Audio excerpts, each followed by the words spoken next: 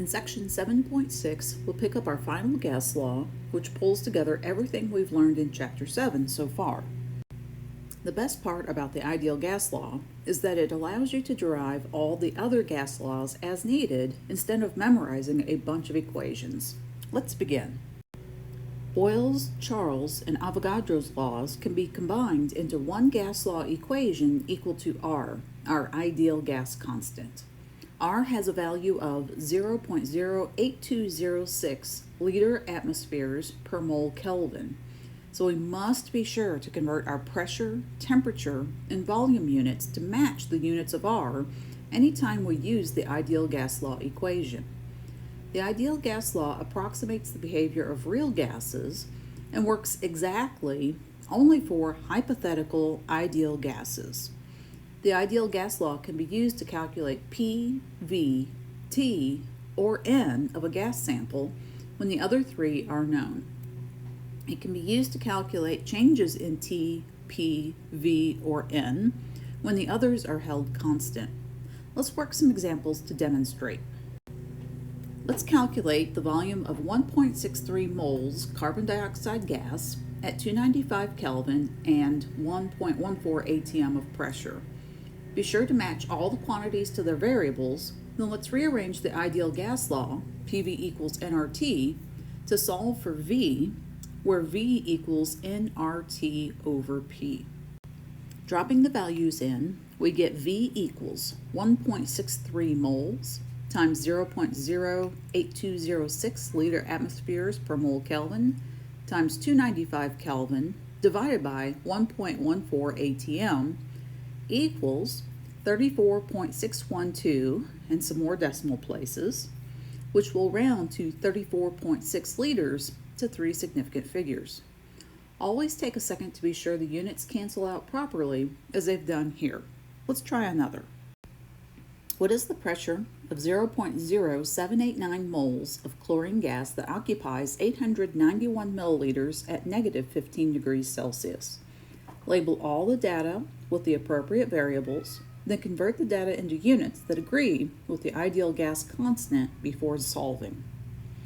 Pressure equals P because it's the unknown value we're solving for. Volume is 891 milliliters divided by 1,000 milliliters to get 1 liter equals 0.891 liters. The number of moles is 0.0789. R is a constant, and the temperature is negative 15 degrees Celsius plus 273.15 equals 258 Kelvin, rounding to three significant figures. Next, we rearrange the ideal gas law, PV equals nRT, to solve for P, where P equals nRT over V.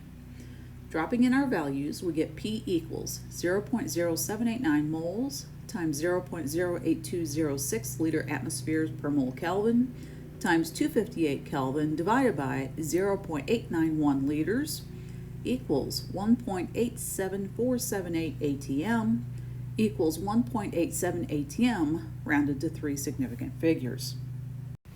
Here's a problem for you to try on your own, then I'll walk you through the steps.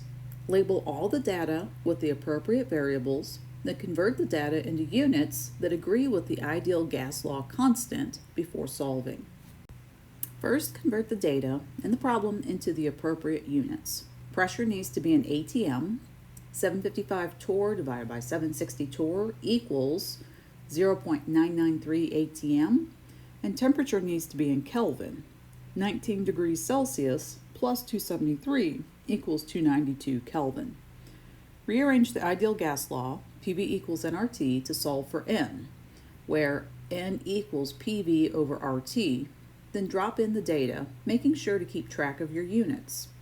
N equals 0.993 atm times 2.6 liters divided by 0.08206 liter atmospheres per mole Kelvin times 292 Kelvin equals 0.108 moles.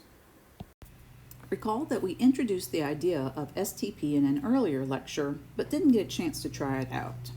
Saying that a gas is at STP is a quick and easy way to note the temperature is 273 Kelvin and the pressure is 1 atm if you're sticking with the early definition. Let's see how that would work.